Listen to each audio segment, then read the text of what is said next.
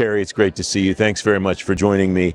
What are you seeing threat-wise that is kind of emerging on the national security, national defense landscape right now? Right. So, when I took a look at it, prior, and some of the things that I think are, on the horizon, a lot of them have to do with AI.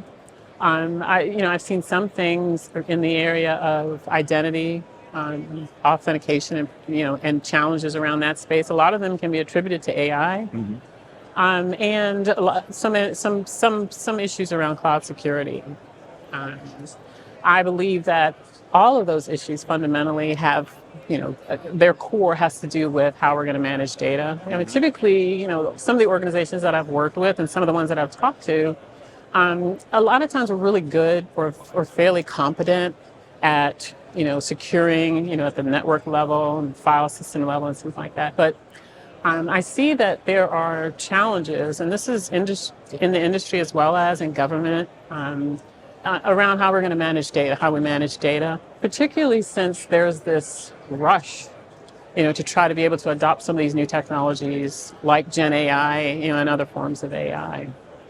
What are the challenges that you're seeing that are common regarding data in government and industry? Because I think there's a perception, unfair, I think, industry's got it whipped and government is struggling with all these various things. So it's interesting to hear you say that industry has is running into the same issues. From what I've seen and where I've been, because I used to be in the industry, a lot of the same issues are shared, right? There's this idea of so much complexity in our landscapes, with cloud and multi-cloud and a lot of the security threats and this idea of people wanting to take advantage of analytics.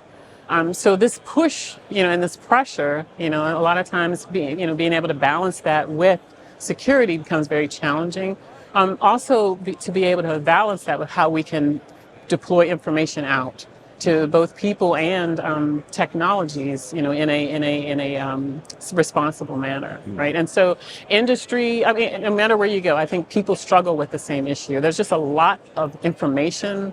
There's a lot of complexity. There are a lot of approaches.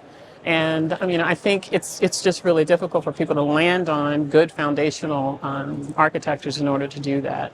Either on the government side or the industry side, what have you seen organizations do to kind of get it right, to get their arms around that problem?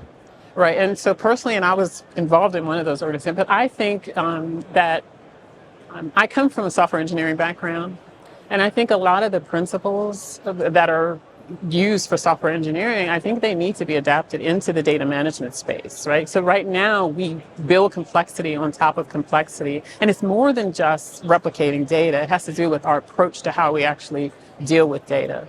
So concepts like encapsulation and abstraction and componentization, I think we need to bring them into the data management space so that we can more quickly take advantage of a lot of the technologies that are here and on the forefront. And frameworks such as, data fabrics, particularly logical data fabrics like the Denodo platform, I think they help companies get their arms around it and quickly adapt and be very agile in those areas. I worked for one company before joining Denodo where we were very successful in being able to do that to leverage AI early on, back in the 2017 timeframe.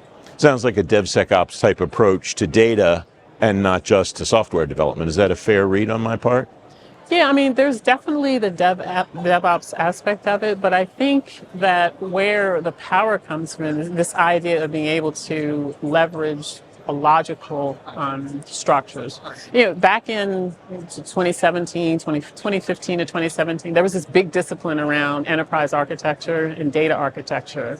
And there was a lot of talk around leveraging logical models and things like that, but we kind of got away from it. And I think that for organizations to be very successful, then that type of approach needs to be adopted. And this idea of working with logical implementations so that we can simplify all of the complexity in our landscapes. Terry, it's great to talk to you. Thanks very much for your time.